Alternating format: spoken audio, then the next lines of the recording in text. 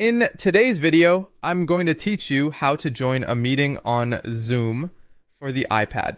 If you need to join a Zoom meeting on your iPad and you're not sure where to start, don't worry. The process is simple, and once you've done it once, it becomes very easy to repeat in the future. I'll walk you through it clearly so you can get into your meeting without any confusion. Start by opening the App Store on your iPad. This is where you'll download the Zoom app if it isn't already installed on your device. In the search bar, type Zoom Workplace and look for the official app. Once you find it, download and install it. Depending on your internet speed, this may only take a moment. After the installation is complete, open Zoom Workplace. When the app launches, look for the Join option and tap it. This is the correct choice if you want to enter a meeting quickly without going through any extra setup. Next, enter the meeting ID that was provided by the meeting host. Be sure to type it carefully so you connect to the correct meeting.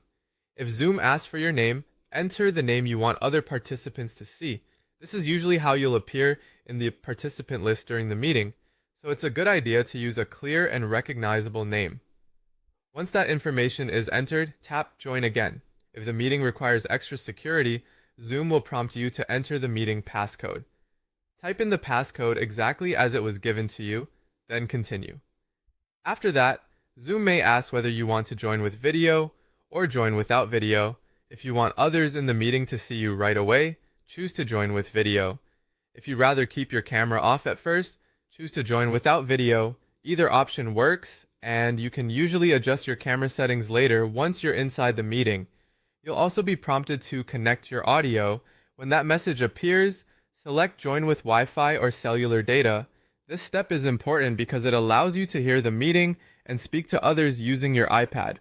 Once you've completed those prompts, you're in the Zoom meeting. From there, you can listen, speak, and participate normally.